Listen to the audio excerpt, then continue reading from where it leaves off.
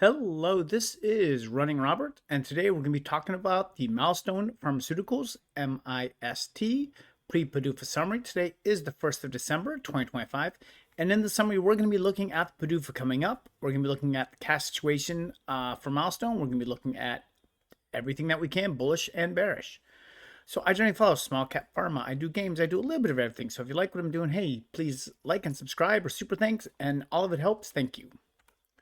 Disclaimer is I own shares at 227. I bought them shortly after my last missed video. I'm an amateur investor, and any advice given should be followed up by your own due diligence, and information given is valid for today, the 1st of December, and the slideshow will not be updated, but there will be a new slideshow when we get the news. So let's get into it. So the PDUFA is 13th of December, 2025. That is a Saturday, so we would expect to get the information either on the 12th or the 15th. It is a resubmission from a CRL earlier in the year, and the response to the CRL was accepted by the FDA. So they got it. Milestone responded with what they would do to correct the issue. It was accepted by the FDA. They moved on. So I think that should be fairly good. The CRO's main focus, of course, was chemistry manufacturing controls. Again, these are more or less fairly easy CRLs to clear up, as the FDA said there is no issue with safety or efficiency data. So it's safe, it's efficient. They just had to clear something up with the manufacturing process, and that's what we need. The company has money to reach the PDUFA date and will have plenty of money to commercialize it without a large dilution, kind of. And we'll have a cash section where we will go into cash and why it is a kind of, but they're not going to put out a lot of shares on approval. So what could go wrong? And I am listing all these. Some of them are extremely low. So I am not sure. Because again, we could get another CRL. That is a possibility. I believe that's under 5%. I'm not even worried about it. They find another issue. Someone accepted the CRL and someone else was like, I don't like this. It's low risk. It's very low risk. So there could be a chance that the government shutdown could delay that approval. So the shutdown happened. They were not working 100%. And it's really going to depend on how far the first submission got in the process. So most time when a company knows they're getting a CRL, the FDA pretty much just halts communication. They're like, they're like, you want to talk about labeling? Nope. Moving on.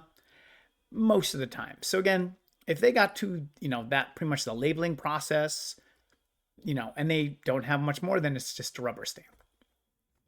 And there's going to be a lot of warrants that are going to cash that might drive the price down. And that's probably the most realistic issue that we're going to have. And again, we're going to talk about that in a couple minutes.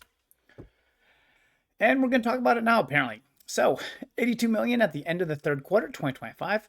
The company will receive $75 million on approval, which will lead to some royalty payments. So it is a royalty agreement. The sales up to $500 million is only 7%. So not a huge percent of royalty that we're going to worry about it. So, and of course, there's higher royalties at higher amounts. But again, if we're selling like 800, 900 million, we're fine. Now you have warrants. And when I said there are a lot of warrants, I meant that. So there's two warrants. There's a $1.50 warrants and a $1.87 warrants.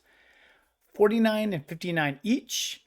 Both of those are 32 million shares. So doing the math, if they get approval and everything goes, because they're at 150 and 187, 108 million on if fully exercised in cash.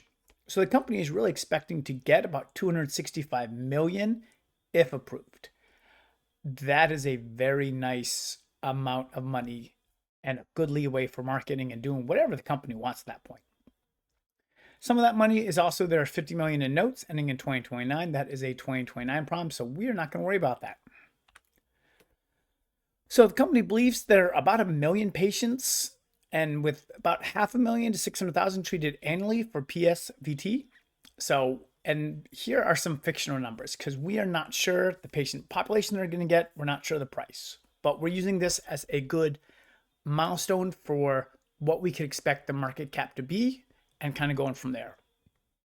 So if you say you get a quarter million, there's 1 million patients out there, they get a quarter of them.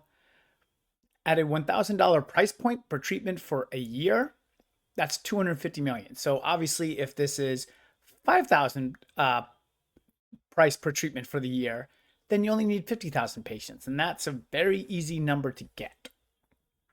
So at the moment, the company spends about 4 million in R&D, which is going to go up, 3 million in admin, which is probably going to go up a little bit, and 5 million for commercial expenses, again, expect to go up. And so I'm going to overlook at these numbers for the most part. Like I would rather say something higher than something lower. So we're going to do 25 million a quarter for R&D. That is probably a little high, but we're going to go with it. 5 million for admin is probably right where it's going to be. And then 25 million for the commercial sales force.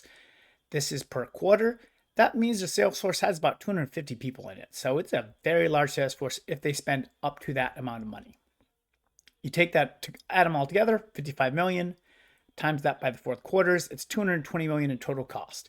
So that's kind of why I use that 250 up there, because I'm looking at what their expenses are going to be, and I'm looking at what they need to get to as far as patient population to get there.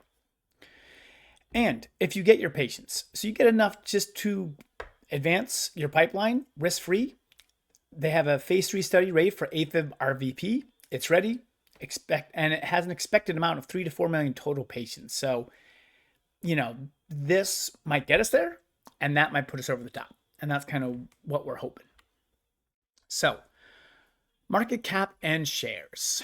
So this is different because, again, I follow small cap pharma all the time, and most of them are limping to data, limping to PDUFAs. They're just not in good shape. They're going to raise cash on that.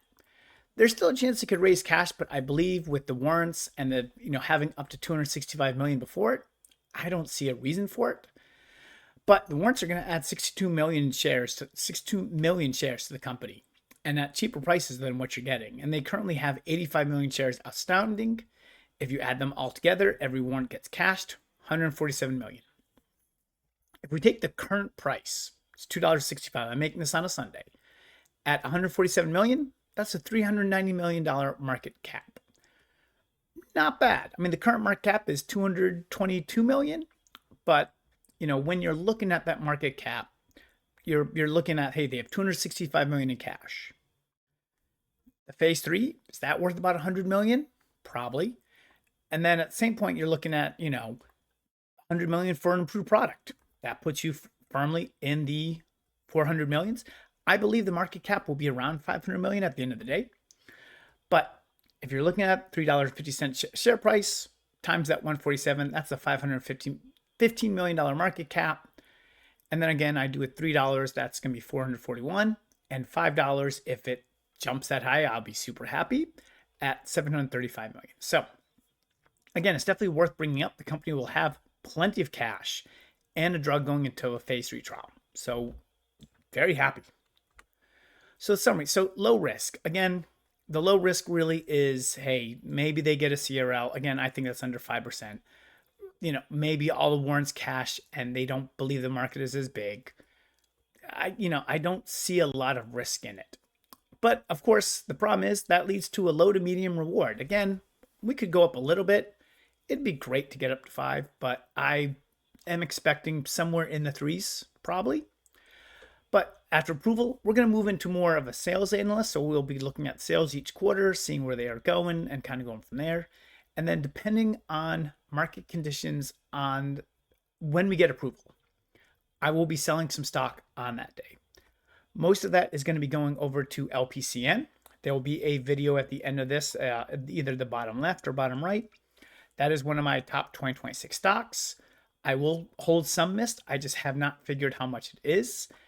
It's going to probably vary based on what the market cap is and the chance of it doubling in a short amount of time. So hopefully this gave you some great information. Thank you very much for watching and listening, and I hope you have a wonderful day.